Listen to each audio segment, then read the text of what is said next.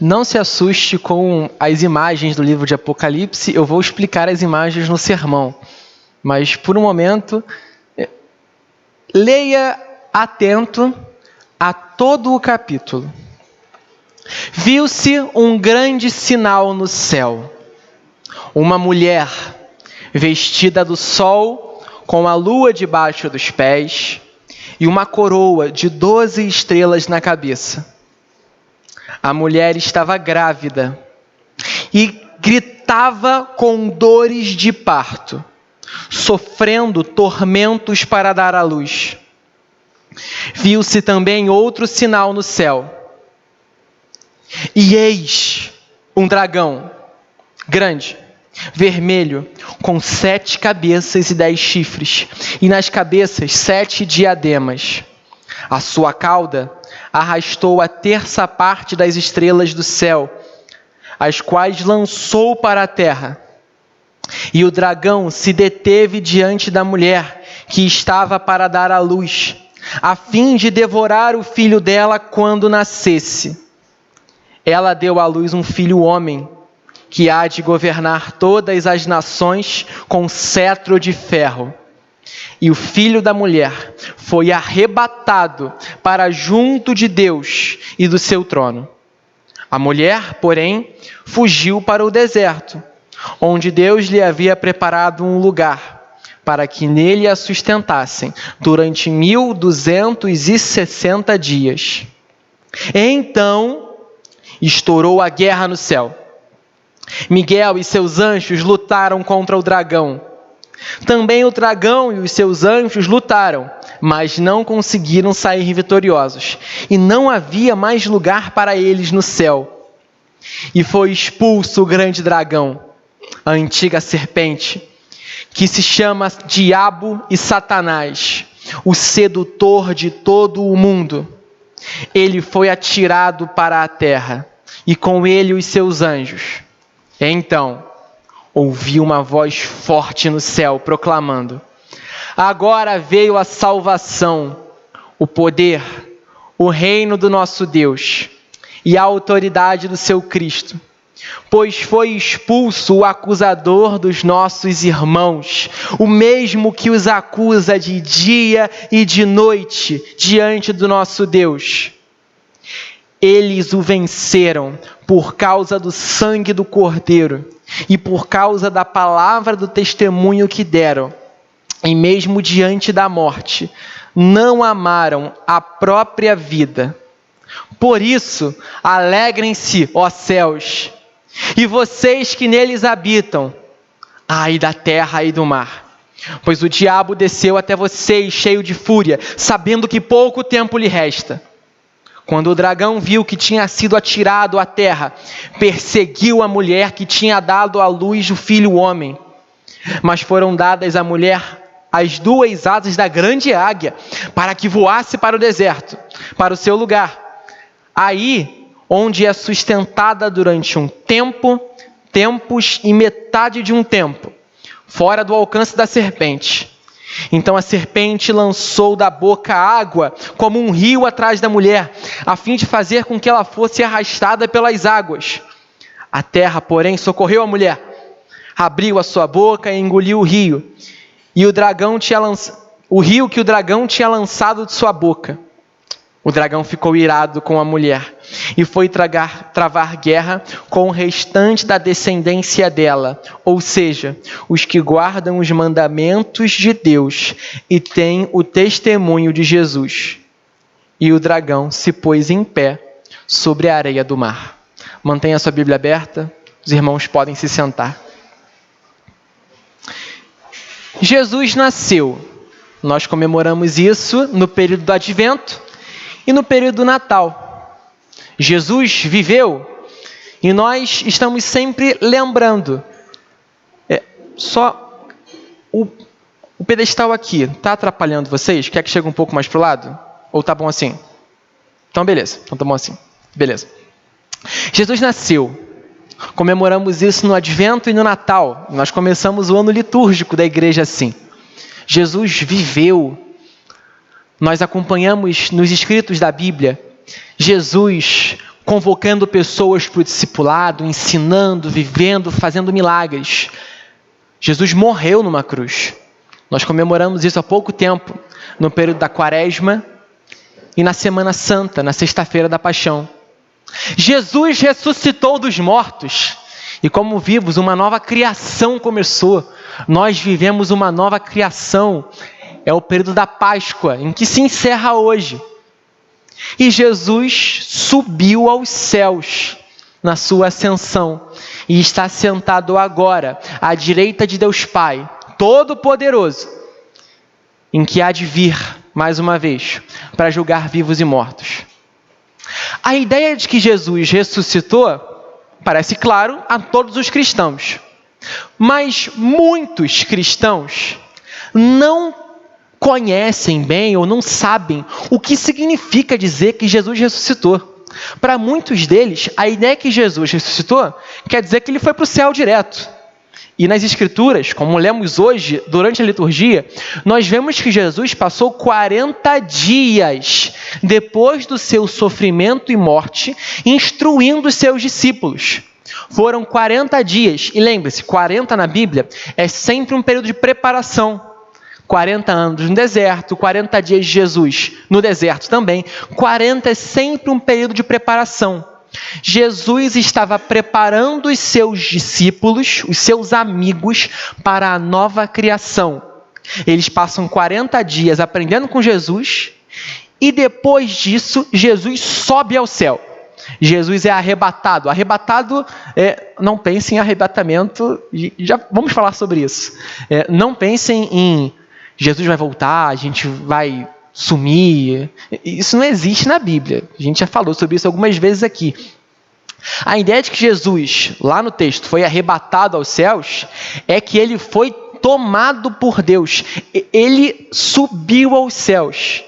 Subiu aos céus e agora está em corpo, o mesmo corpo que ressuscitou, está sentado à direita do Pai. Jesus, um ser humano, o nosso representante, foi coroado como Rei do céu e da terra. E agora ele diz: toda a autoridade me foi dada, no céu e na terra. Portanto, vão, façam discípulos de todas as nações. A ideia de que Jesus subiu ao céu pode parecer só mais um fato histórico. Beleza, Jesus cumpriu seu tempo na terra, subiu ao céu, e agora a gente vive aguardando o retorno dele. Mas é só isso? Não é isso que as Escrituras dizem. Sim, Jesus subiu ao céu. Ele está sentado à destra do Pai. E ele vai voltar para restaurar toda a criação. Mas o que a ascensão de Jesus significa para nós? O que Jesus realizou para nós, para você e para a igreja do Senhor com a sua ascensão? Essa é a pergunta que a gente vai fazer para Apocalipse 12. Apocalipse 12 fala sobre a ascensão de Jesus e o que ele realizou na sua ascensão. Nós vamos descobrir em Apocalipse 12 que a ascensão de Jesus nos torna completamente livres. Livres de Satanás, livres da acusação e completamente livres da culpa. Eu vou repetir para se você quiser anotar. A ascensão de Jesus realizou a completa liberdade do povo de Deus. Livres de Satanás, livres da acusação e livres da culpa. Apocalipse 12, um texto cheio de imagens que eu pretendo explicar para vocês essas imagens, para você entender o que isso quer dizer. Apocalipse é um livro escrito para um povo há 2000 anos atrás. Um povo que estava acostumado com esse gênero literário. Apocalipse é uma palavra em grego que significa revelação. Então, hoje em dia a gente fala é o apocalipse. Não tem aquele meme também? É o acopalices. Deve ter usado uma figurinha com isso, né? É sobre o fim do mundo, filme apocalíptico, tragédia. O livro de Apocalipse é um livro sobre esperança. É um livro que a igreja perseguida do primeiro século lia para se encher de esperança, para ter o coração cativado por esperança, coração em chamas pelo evangelho, para mesmo em meio à perseguição do Império Romano e às tentações de Satanás, sair espalhando o evangelho da liberdade para todo mundo conhecido. Só que muitos de nós temos medo de Apocalipse, porque nunca leu direito, ou porque nunca foi ensinado a ler Apocalipse. O gênero literário apocalíptico conta uma história, só que conta uma história a partir de imagens. A ideia é que existem dois planos na história. O plano material, em que nós vivemos, e por trás desse plano, é como se tivesse um pano de um teatro, e quando você revela o que está por trás do pano, você concebe que existem realidades espirituais que estão influenciando o nosso mundo. A base do livro de Apocalipse é dizer para a igreja: vocês estão sendo perseguidos pelo Império Romano porque Satanás está tentando a igreja de Jesus. Mas, no plano espiritual, Jesus já venceu Satanás. E ele irá triunfar sobre toda a injustiça, sobre toda a maldade. E essa realidade espiritual vai se fazer presente também na realidade material, quando Jesus voltar e restaurar toda a criação. Para dizer isso, dentro do mundo judaico, os apocalipses surgem. No Antigo Testamento, a gente tem pelo menos 2 livros apocalípticos. A gente tem Daniel. Lembram de Daniel? As imagens no início da história, né? Nabucodonosor, tal, lá, Sadraque, Mesaque e Abednego, que você ouviu desde criancinha na escola dominical. E aí depois começam as bestas, umas cabeças, não entende mais nada. Aquilo é um apocalipse. É dizer alguma coisa para o povo da época, só que com imagens que somente o povo de Deus vai entender. Somente o povo de Deus entende um apocalipse. Os pagãos não entendem. O objetivo dessas imagens, então, é dizer ao povo de Deus: tenha esperança. Só que um pagão não vai entender isso aqui, porque não conhece essas imagens. A ideia de uma mulher vestida de sol e da lua com estrelas faz todo sentido para um judeu na época, mas não faz nenhum sentido para um romano. Então o romano não vai entender. Eles vão pensar que os judeus são loucos de ler isso aqui. A ideia de um dragão perseguindo uma mulher faz todo sentido para quem recebe a carta pela primeira vez. Mas para nós, 2000 anos depois, essas imagens não fazem muito sentido. O sermão de hoje vai se dividir então em 3 partes. Na primeira parte, eu vou te explicar as imagens do livro de Apocalipse, para você entender o que João, o autor do livro, queria dizer com essas imagens. Na segunda parte do sermão, nós vamos aplicar o que essa história tem a ver com você. E na terceira parte do sermão, nós vamos aplicar o que essa história tem a ver com nós, a Igreja Presbiteriana Esperança e a Igreja de Jesus na Terra. Ok? Então, vamos à primeira parte. Viu-se um grande sinal no céu, uma mulher vestida do sol, com a lua debaixo dos pés e uma coroa com 12 estrelas na cabeça. É possível que na sua Bíblia tenha uma notazinha de rodapé no verso 1, que deve estar indicando para Gênesis capítulo 37, correto? Gênesis 37, e isso é uma dica, tá? Quando você não entender algum texto, vale a pena olhar o rodapé da sua Bíblia, porque possivelmente tem uma referência cruzada. Quando João está escrevendo isso aqui, ele está fazendo referência ao sonho que José, antes do Egito, José teve com seu pai, o sol, a sua mãe, a lua, e os seus irmãos, 11 estrelas. Em Gênesis 37, José teve um sonho. E ele via o sol, a lua e 11 estrelas se curvando diante dele. Para um judeu, isso aqui está muito claro. Quem é o sol, a lua e 12 estrelas? Ora, Jacó, sua esposa, e 12 filhos. Isso representa o povo de Deus. A mulher vestida do sol e da lua com estrelas representa o povo de Deus. A tradição católica romana vai dizer que é Maria.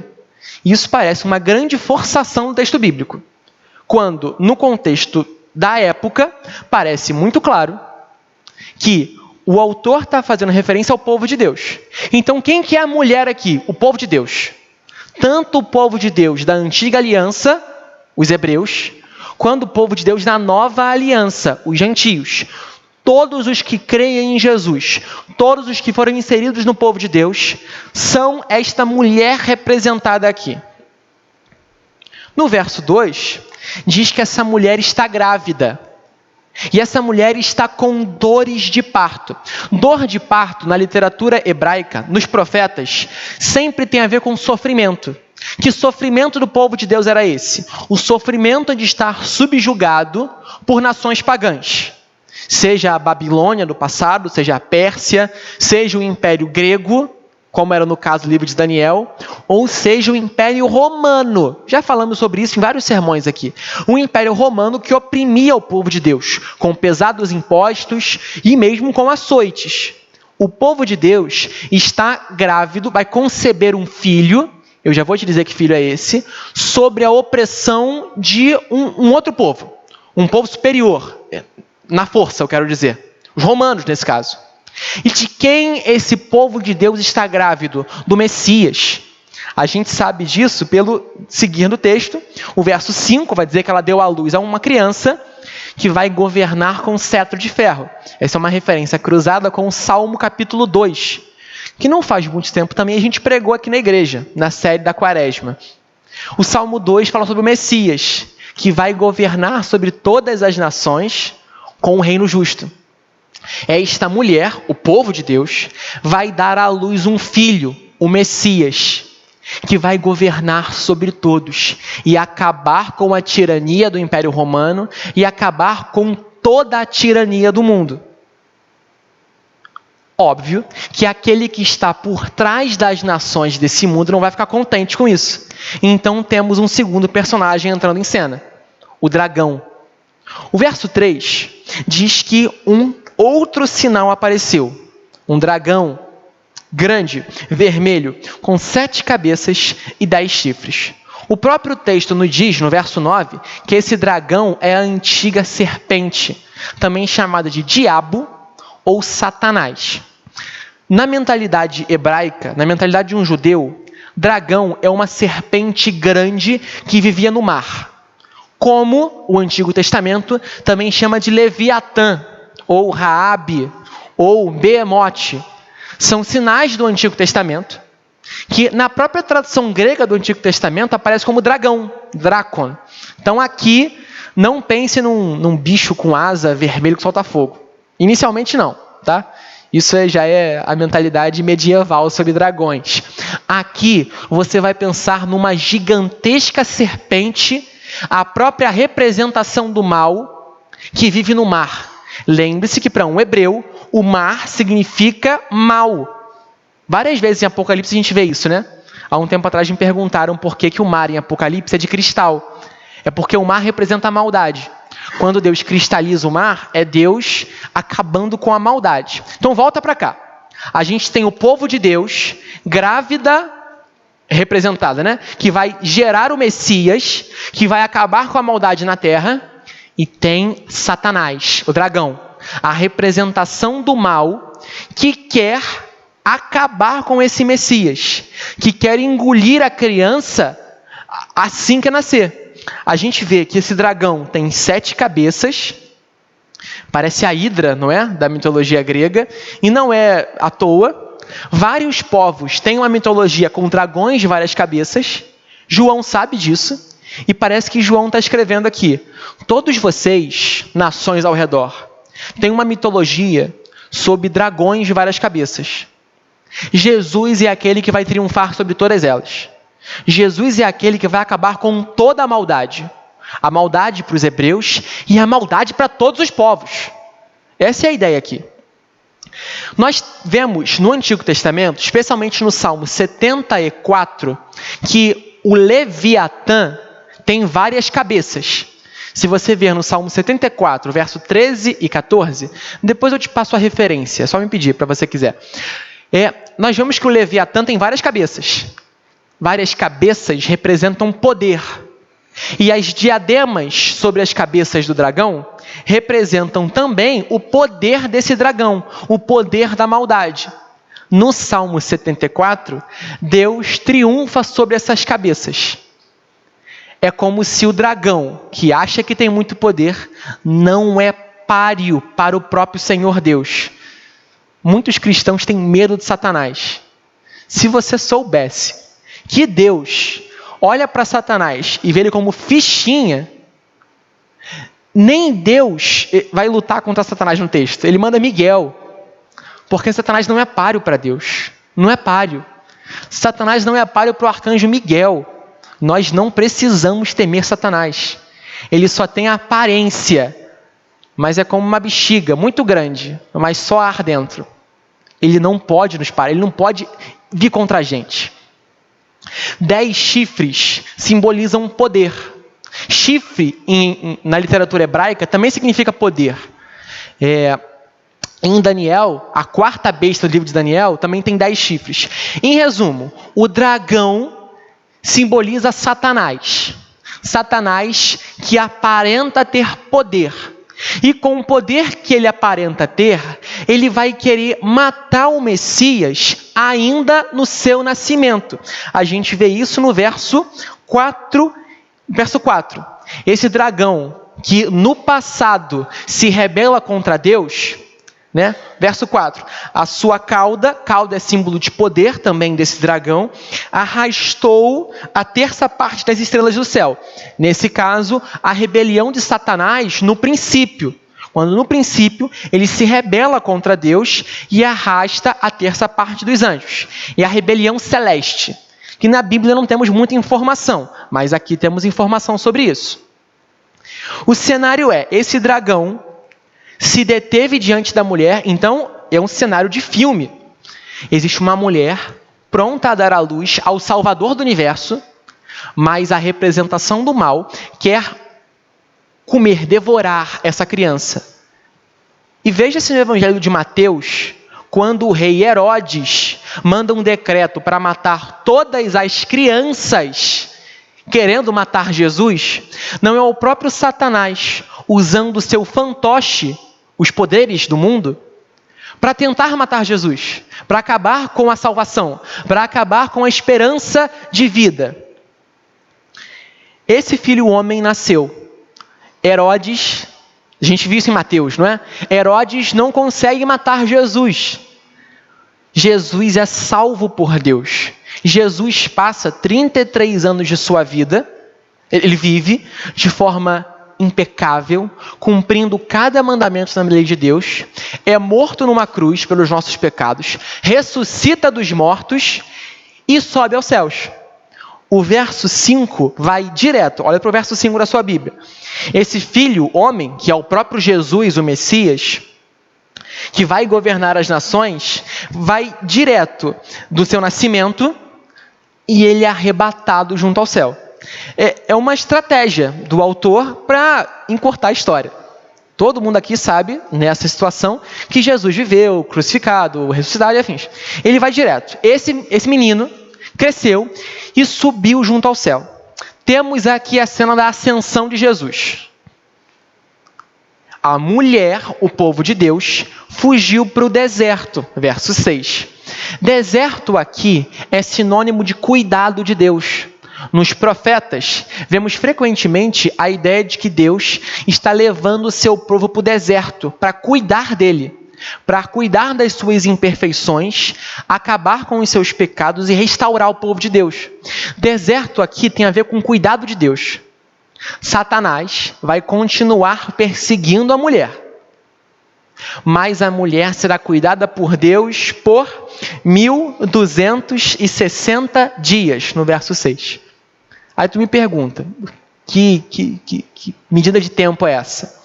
1260 dias são 42 meses, ou 3 anos e meio, ou um tempo, tempos e metade de um tempo. Todas essas metáforas de tempo, 42 meses, 1260 dias, 3 anos e meio, significam em Apocalipse um tempo de tribulação, um tempo de perseguição e angústia, mas que logo vai passar. É um tempo em que o dragão, Satanás, vai perseguir a igreja de Jesus, mas Deus vai preservar a sua igreja. Não vai deixar que o dragão acabe com a sua igreja.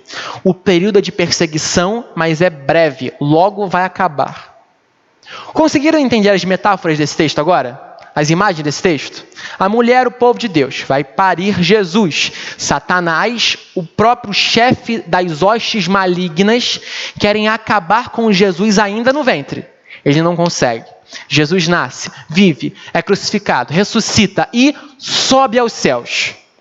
Na terra, a igreja é perseguida. A pergunta é, depois que Jesus subiu aos céus, o que está acontecendo no céu? Verso 7. Então estourou uma guerra no céu. Miguel e os seus... Esse é o arcanjo Miguel. Vemos o arcanjo Miguel no Antigo Testamento.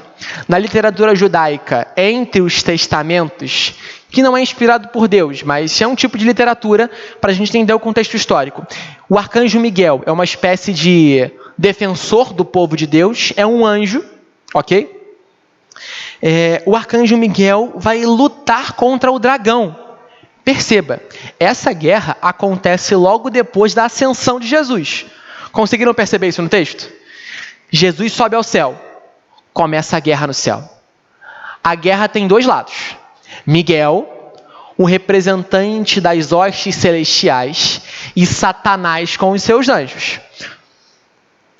Verso 8. Satanás e seus anjos não conseguiram sair vitoriosos, porque não havia mais lugar para eles no céu. Qual que é a consequência? Verso 9. Foi expulso o grande dragão, Satanás, e foi atirado na terra. Então você me pergunta, pera. Satanás estava no céu? Sim. Satanás estava no céu com os seus anjos. E a ascensão de Jesus expulsa Satanás do céu. Lembre do livro de Jó. Como é que começa o livro de Jó? Não é com uma assembleia dos anjos celestiais? E Satanás se apresenta diante do trono de Deus para acusar Jó. O que Satanás é? Satanás é o acusador. Satanás, o termo Satanás em hebraico significa acusador. Qual que é a função de Satanás? Não é ficar no inferno com um tridente espetando o bumbum dos outros, como o Pica-Pau costuma dizer, ou coisa assim. Ou o Alto da Compadecida, não sei qual imagem vem de Satanás na sua cabeça. Satanás, na Bíblia, é o acusador. O papel do acusador, e aí os advogados e bacharéis de direito da casa podem me ajudar com isso. Num tribunal, você tem um juiz, o réu, o advogado de acusação e o advogado de defesa, certo? Esqueci de alguma parte? Quem é o justo juiz do tribunal celestial? Deus. Qual é o parâmetro da justiça? A lei de Deus, os mandamentos de Deus. Quem é o réu? O povo de Deus. E quem é o acusador? Satanás. Satanás, diante do tribunal divino, acusa os pecados do povo de Deus. Satanás, no tribunal divino, acusava os seus pecados. O salário do pecado é a... Qual seria o justo juízo divino diante do seu pecado? A morte. E quem era o acusador que te acusava? Satanás. Satanás estava diante do trono de Deus clamando por justiça sobre você. E qual é a justiça sobre você? A ira de Deus derramada sobre você. Satanás, em toda a antiga aliança, antes da ascensão de Jesus, tinha acesso pleno ao trono de Deus para acusar os pecados do povo de Deus. Vemos isso frequentemente nos profetas, especialmente em Zacarias. que Satanás acusa os pecados do povo de Deus, querendo condenar você e arrastar você para a condenação junto com ele. Até que o advogado de defesa, como diz João na sua carta, nosso advogado junto ao Pai, Jesus Cristo, o justo, chega no tribunal. Quando o advogado de defesa chega no tribunal divino, Satanás, pensem na cena, eu sou o réu. Satanás dirá para o juiz, Deus Pai, Marcelos é culpado de pecado. A lei de Deus diz que o salário do pecado é a morte. Marcelos pecou e merece a ira de Deus e a morte. Esse é o lado da acusação. Então, o justo juiz, o Pai, se vira para o advogado de defesa. E o advogado de defesa diz, é verdade a acusação, mas eu paguei a morte no lugar do Marcelos. Na cruz do Calvário, todos os pecados do Marcelos foram perdoados. Não há mais nenhuma dívida para ele pagar. O que você acusou o Marcelos, eu, diria Jesus, já paguei. Então os pecados do Marcelos estão perdoados. A sua acusação é infundada. Seria esse o termo correto? Não sei. Mas a sua acusação não tem base.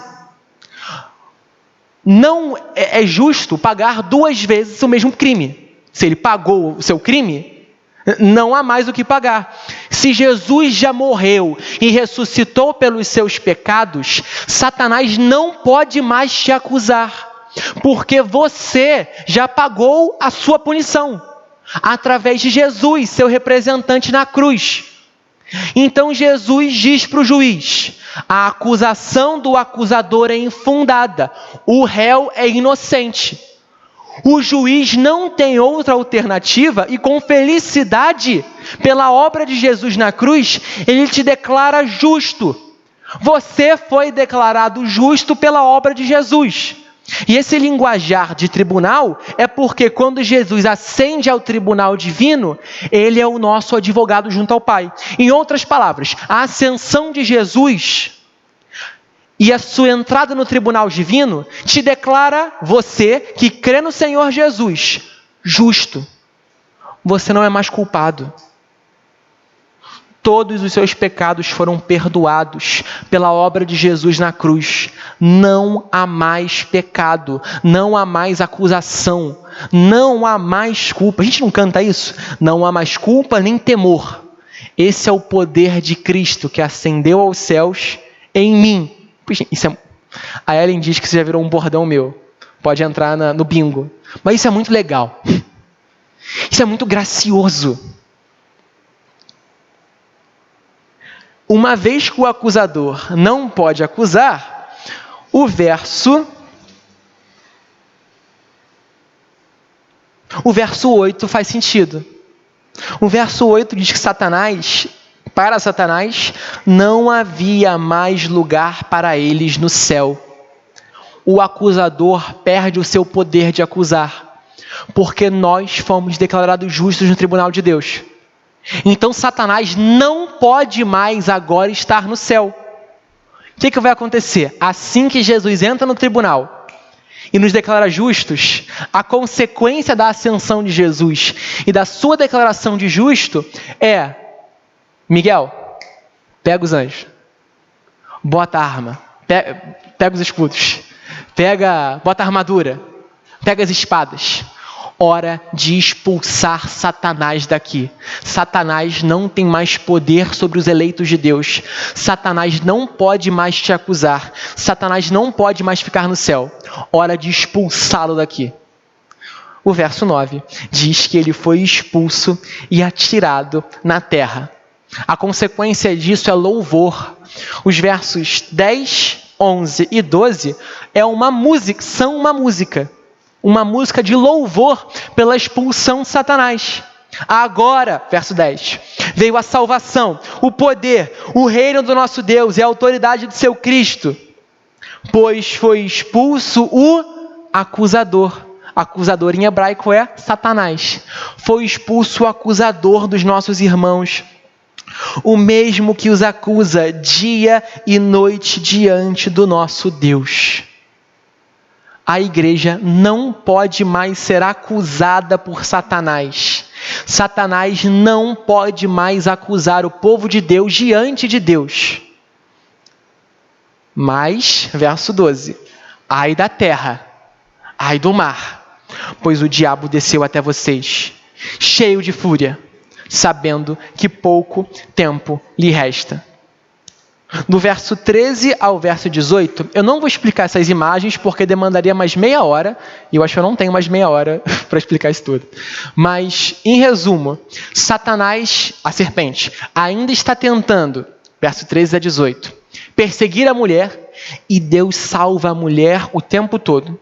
Satanás fica atordoado e tenta atacar a descendência da mulher, isto é, os filhos de Jesus, a descendência de Jesus, os irmãos de Jesus, nós.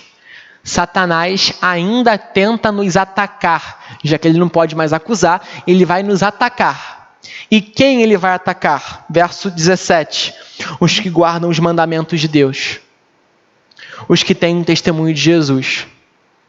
Se você vive sua vida de qualquer jeito, Satanás não se importa com você. Você não apresenta nenhuma ameaça a ele. Você, inclusive, é um aliado dele. Se você insiste em viver de pecado em pecado, viver a sua vida como você quiser, você é aliado de Satanás. Você faz parte das forças malignas, das hostes satânicas nesse mundo. Você pode nunca ter adorado a Satanás, nunca prestado um culto satânico. Você pode até vir na igreja, cantar uma música ou outra, dizer glória a Deus, aleluia. Pode ler a Bíblia à vontade. Você pode ler Calvino, ler sistemática à vontade.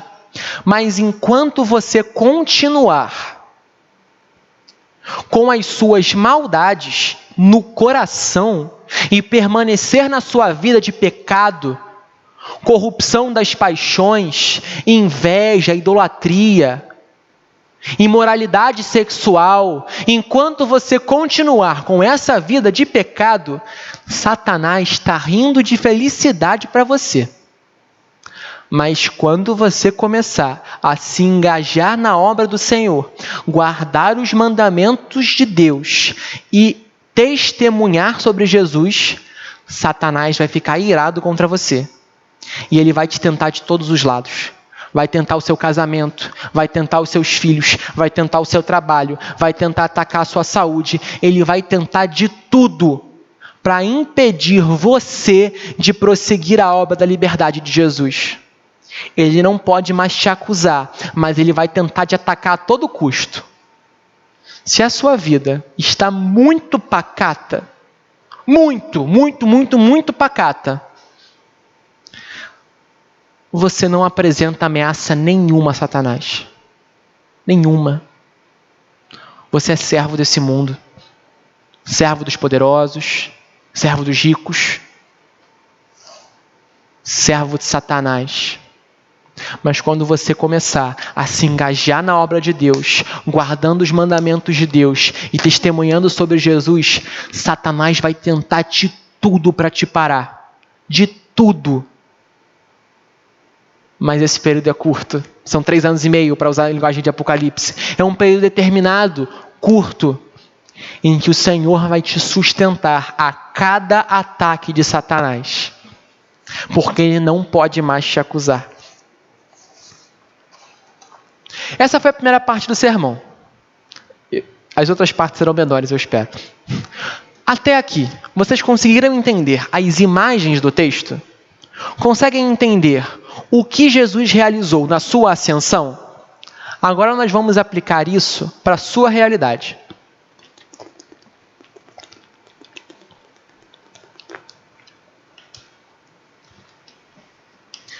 Satanás não pode mais te acusar diante de Deus por causa da ascensão de Jesus. Mas ele vai continuar acusando você para você. Quantos de vocês ainda não são assolados pelo peso do pecado? Quantos de vocês não são atormentados dia e noite por pecados do passado e carregam uma culpa gigantesca, vivem como que corcundas pelo peso do pecado, um pecado que Jesus já perdoou, mas que você ainda não consegue se perdoar? Por quê? Você sabe que Jesus te perdoa. Todo domingo nós lembramos liturgicamente que você foi perdoado em nome do Pai, do Filho e do Espírito Santo, mas você ainda carrega culpa por esse pecado. O peso do pecado, a acusação te faz andar vagaroso. Por quê? Porque Satanás ainda te acusa. Porque Satanás sopra no seu ouvido: você é pecador. Satanás sopra no seu ouvido: você pecou, você é culpado. A palavra de Deus nos diz: você é justo. A palavra de Deus para nós, a Bíblia diz que o povo de Deus é santo. Não porque você é especial, você mereceu isso, mas porque Jesus te fez santo. Satanás insiste em te dizer: você é pecador, você é injusto, você não merece. E óbvio que você não merece, mas esse não merece tem a ver com: você não é nada, você é incapaz da missão de Deus porque você é pecador. Você pecou ontem, então você não pode anunciar o evangelho hoje. Você pecou hoje, então você precisa pagar pelo seu pecado. Enquanto Jesus nunca disse isso. Pecou? Jesus te diz: está arrependido? Perdoado. Não me lembro dos seus pecados. Quem te acusa é Satanás, não é Jesus. Quando Jesus te traz a lembrança o pecado, é para você se arrepender. Porque depois que você se arrependeu, o advogado junto ao Pai que ascendeu aos céus já perdoou o seu pecado. É como se você nunca tivesse feito isso. É como se você nunca tivesse pecado. Mas quem te lembra da acusação e da culpa é o próprio Satanás. Você não precisa dar ouvidos a Satanás. Você não precisa carregar a culpa dos seus pecados sobre os seus ombros. Jesus já removeu essa culpa. Essa culpa é só psicológica. Você não precisa carregar essa culpa.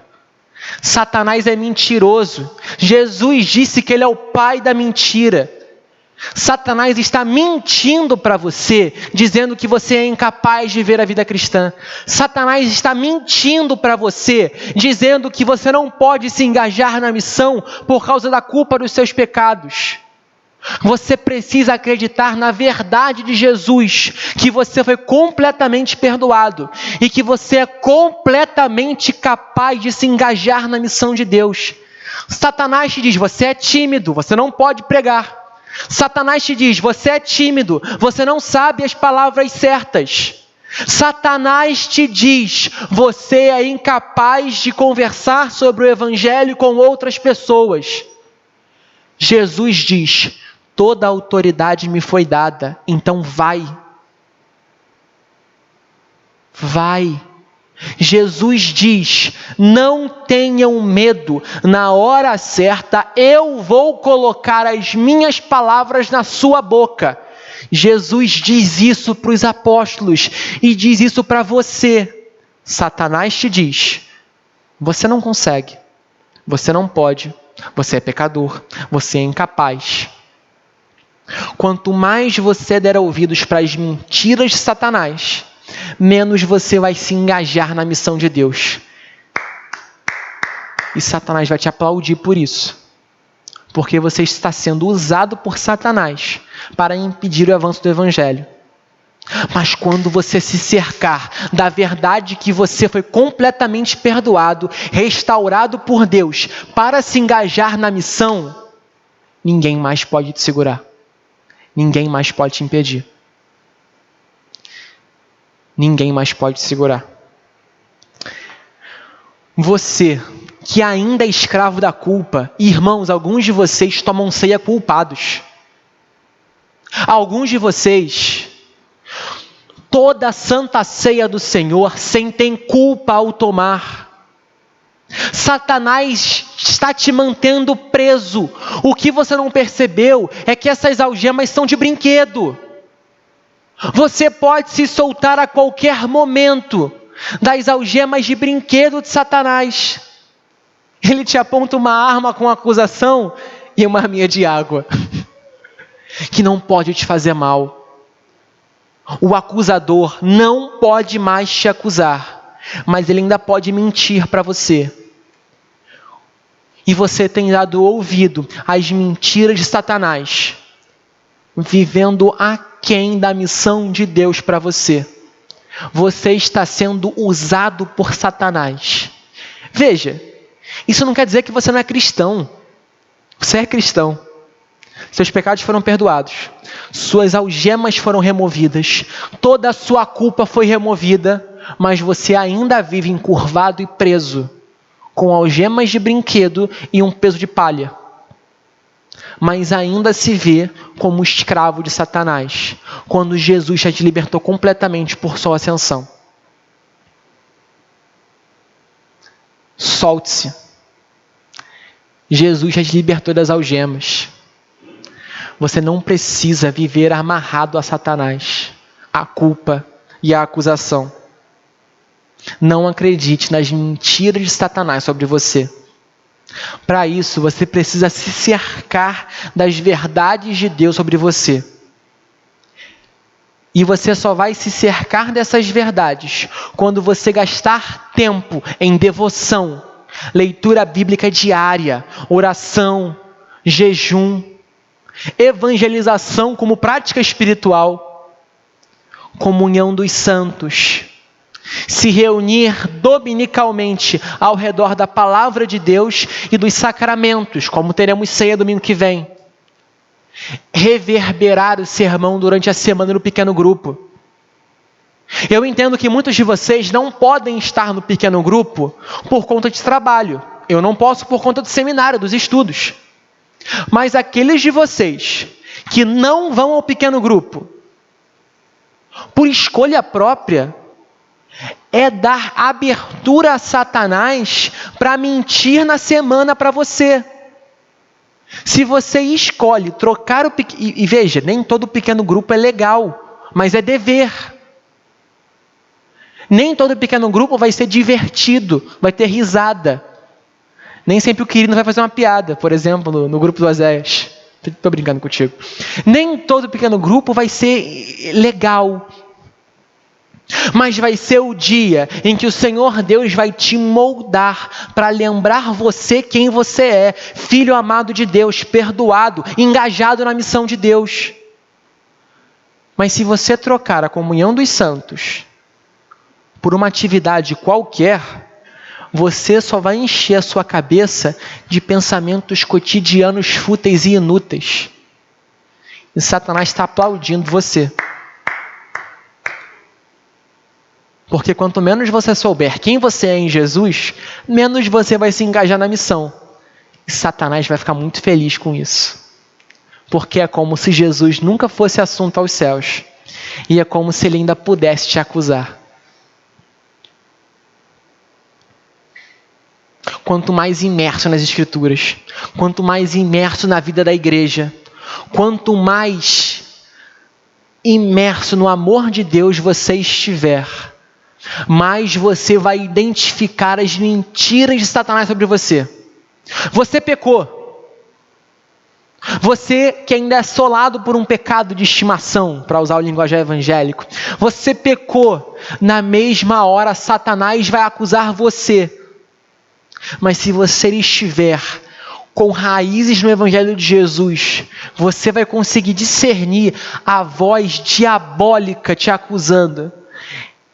E como a oração medieval diria, vá de retro, Satana. Afasta-te de mim, Satanás. Porque a cruz sagrada será o seu guia, não o dragão. O dragão não será o seu guia. Não é pecado usar a oração medieval para isso. A cruz sagrada seja a minha luz. Não seja o dragão o meu guia. Afasta-te, Satanás. É o mal que me aconselhas. Bebas tu mesmo de teu veneno. Quando assolado pelas tentações e acusações de Satanás, ore e repreenda a acusação de Satanás, porque não tem mais fundamento. Jesus já te perdoou.